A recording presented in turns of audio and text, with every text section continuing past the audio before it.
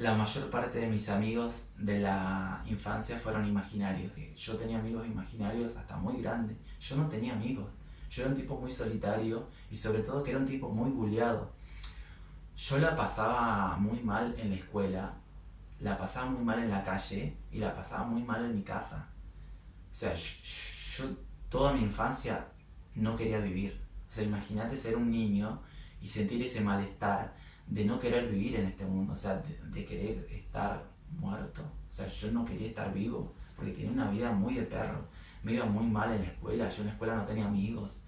O sea, y yo estuve no sé si es dolido o resentido, yo estuve muy lastimado sería. Yo estuve muy herido durante muchos años y eso me llevó a... Mucha gente me pregunta, incluso ahora de adulto, tengo 34, mucha gente me pregunta por qué, o sea, siendo gay soltero, un tipo soltero en un departamento, como que esa fue mi vida, en casas o en pensiones, pero siempre solo. Digo, ¿por qué no vas a ver a tu familia? Le digo, no, yo no tengo familia. Mi familia soy yo y mi hogar es donde yo sea, donde yo me establezca permanentemente por un cierto periodo de tiempo.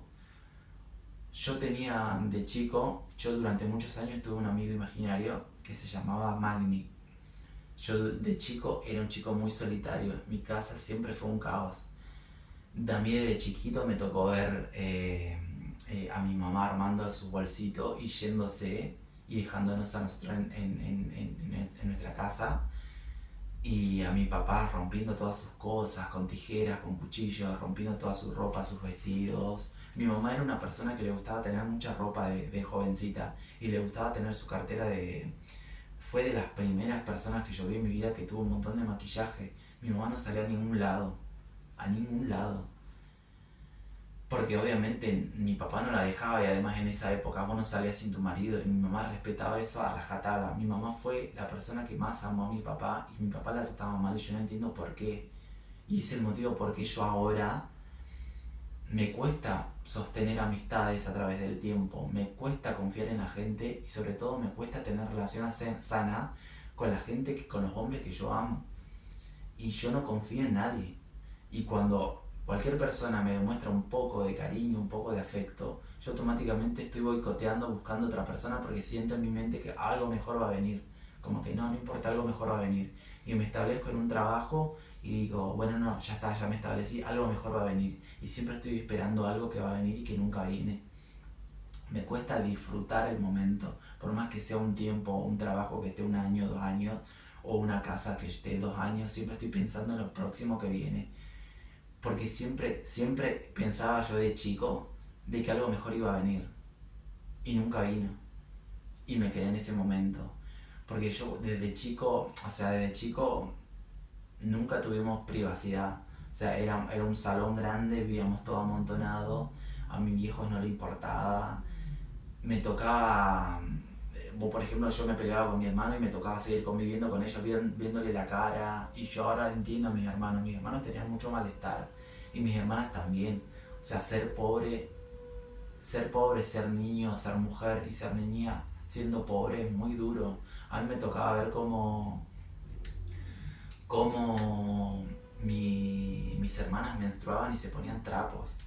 Mis hermanas tenían un olor espantoso, tenían un olor como a carne seca todo el tiempo. Y yo me había acostumbrado a ese olor porque ellas no tenían. O sea, mis padres no les daban toallitas femeninas. Y ellas se sentían muy avergonzadas y era muy duro ver eso. Era muy duro, fue muy duro para mí crecer con todo eso.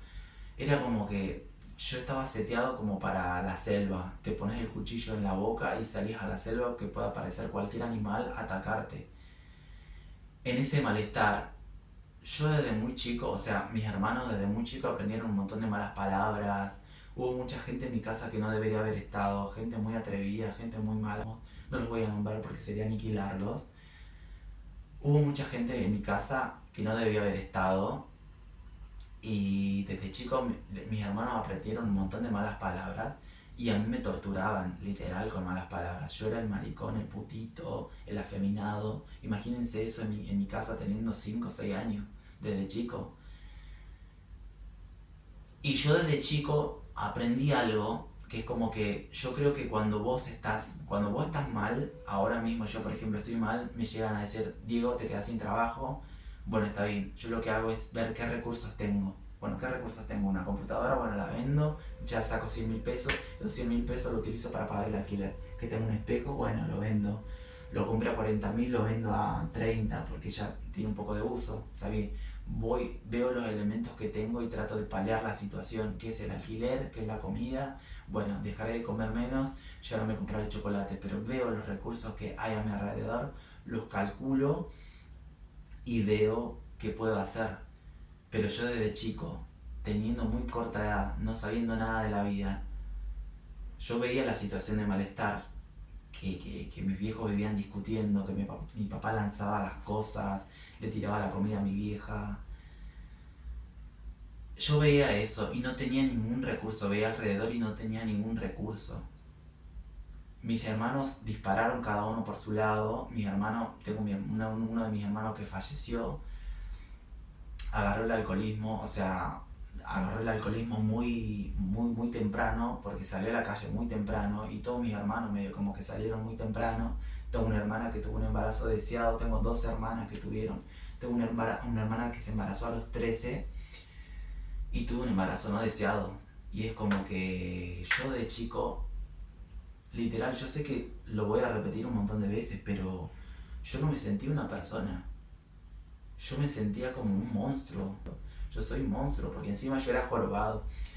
Y a mí nunca nadie me decía, bueno, enderezarte, que esto, que el otro. Yo era muy jorobado, porque siempre fui jorobado. Y era como que ahora trato de ponerle más atención, trato de ir a masajistas. Ahora hace un par de años me puse plantillas ortopédicas. Trato de prestarle atención a esas cosas. Siempre tuve los dientes podridos y ahora trato, por ejemplo, a mis 33 años me puse brackets. Ahora trato de hacer cosas para estar bien yo, para sanar a ese chico interno. Yo miraba alrededor y todo el caos que había en mi casa y, y no tenía recursos. No tenía ningún recurso como para recurrir, no tenía una tía, no tenía un vecino, no tenía nadie. No tenía nadie, literal, estaba absolutamente solo. Vivíamos en un barrio humilde, al frente había como un monte descampado, al frente una casa abandonada, al otro lado teníamos vecinos que eran evangélicos, vivían todo el día tocando la guitarra, pero ellos estaban peor que nosotros y eran más pobres que nosotros. Si nosotros éramos pobres, ellos nos ganaban, pero estaban todo el día tocando la guitarra y eran evangélicos y fue gente muy buena, pero ellos no nos podían ayudar si estaban peor que nosotros. Pero por lo menos ellos se tenían ellos mismos y tenían la fe. Y en ese malestar que yo sentía de chico, o sea, yo les quiero decir algo, gente. Hay algo bueno que yo aprendí, que fue que yo aprendí a leer solo. Yo aprendí a leer solo. A mí en la escuela me enseñaban como las palabras y yo como que yo agarraba el único recurso que yo tenía en todo este caos era que yo agarraba una revista o un diario, agarraba una sillita pequeñita y me iba al fondo de mi casa y me ponía a leer y me imaginaba, cerraba los ojos y medio como que hojeaba las revistas. Imaginaba un mundo totalmente distinto al que yo tenía en ese momento. O sea, yo me imaginaba en mi mente situaciones en las que mi mamá era muy feliz, en que teníamos una casa llena de cosas, en las que mi papá traía un montón de cosas, en las que me cuidaban, situaciones así. Y yo disfrutaba. Yo sentía, yo veía en mi mente esas imágenes y las sentía como si fuesen reales y mi cerebro se hizo adicto a esa dopamina. Entonces lo empecé a hacer mucho más seguido y en la escuela yo tenía un compañero que me decía fantasioso porque yo como que a mis amiguitos le vivía diciendo mentiras, como que le vivía diciendo no, si en mi casa está todo bien, no pasa nada, en mi casa comemos bien, en mi casa compramos ropa. Yo le mentía a mis compañeros de la escuela que tenía una empleada doméstica, pero yo iba todo destruido a la escuela. Se cagaban de risa de mí, yo era la burla. Yo era la burla, el humillado de la escuela. En fin, el recurso que yo aprendí a hacer y que mi cerebro se volvió adicto fue a imaginar cosas. Cerraba los ojos, imaginaba cosas Y nada, mi cuerpo sentía, o sea, yo te sentía vibraciones en el cuerpo, producto de la dopamina que mi cerebro necesitaba, entre tanto malestar que había, entre tanta guerra que había en mi casa.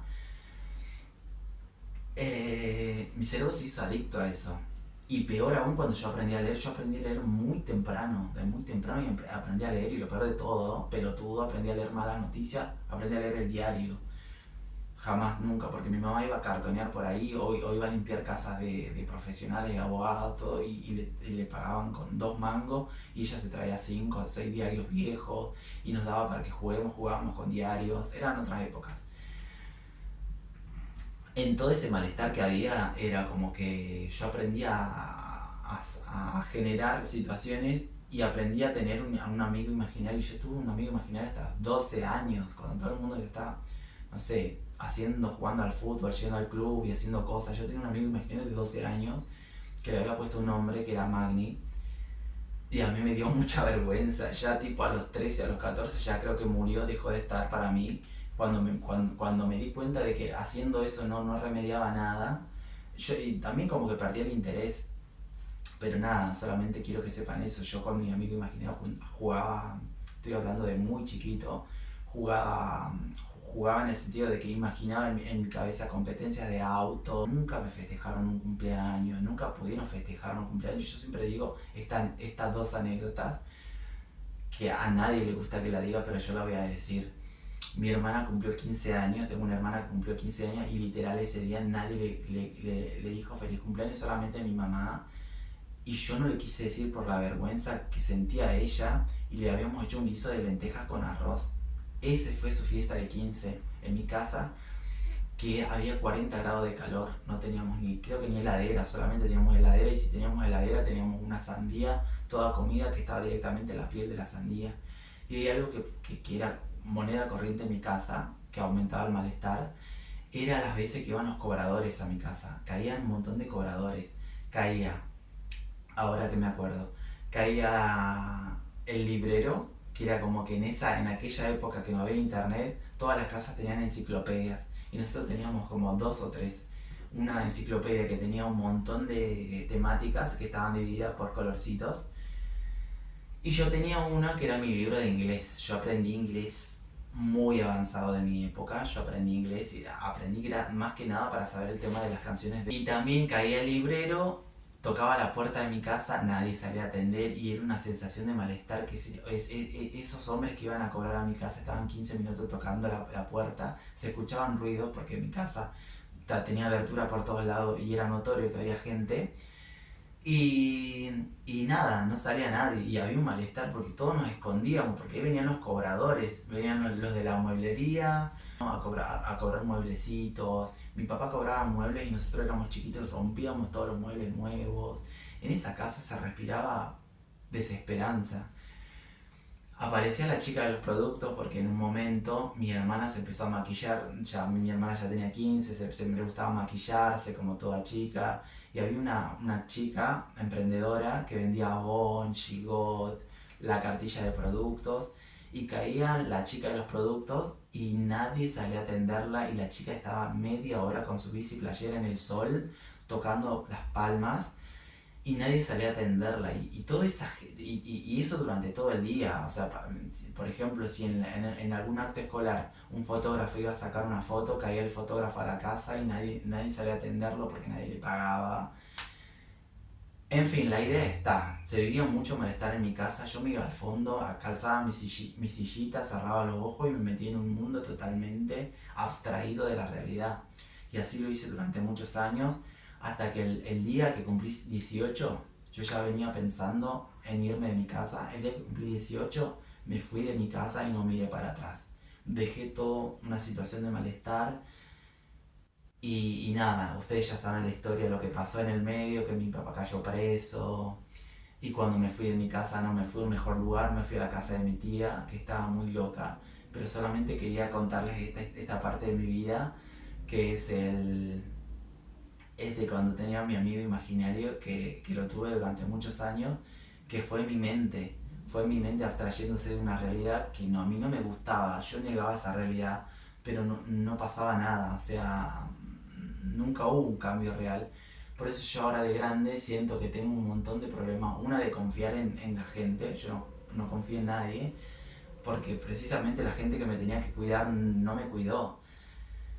Y también tengo muchos problemas de alimentación. Si bien ustedes me ven delgado, yo mido 1,77 m y peso 75, todos los días batallo con la comida, porque es como que yo tengo fantasías en mi cabeza de yo comiendo.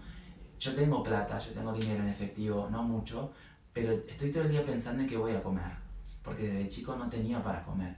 Y yo ya les conté que mi hermano, el que falleció de alcoholismo, el de la anécdota, si no vieron mi video de mis hermanos fallecidos, por favor vayan a ver esos videos. Eh, Pasábamos por la panadería que quedaba cerca de la escuela cuando éramos muy chiquitos, y se nos hacía agua a la boca, porque no teníamos para comer, o sea, olíamos el olorcito a panadería, el olorcito a factura recién salida del horno, se nos hacía agua a la boca, y yo decía, desde chiquito me decía, de cuando yo sea grande me voy a atragantar con comida, porque no puede ser que yo esté deseando algo.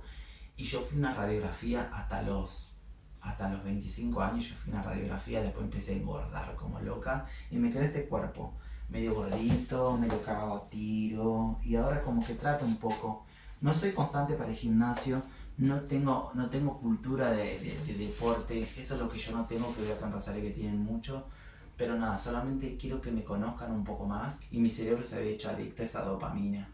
Y eso pasó de muy grande, yo estaba muy abstraído de la realidad, yo me inventaba una realidad. Era como que yo no creía en Dios, yo ya sabía que Dios no existía, en el sentido de que Dios no puede existir habiendo tanta mierda en mi vida. O sea, hay algo que no existe, tenía una certeza, Dios no existe, yo tenía una certeza, pero venía arrastrando un montón de cosas, porque mi vieja nos obligaba desde chiquito a cruzar las manos y a creer en Dios y a tenerle miedo.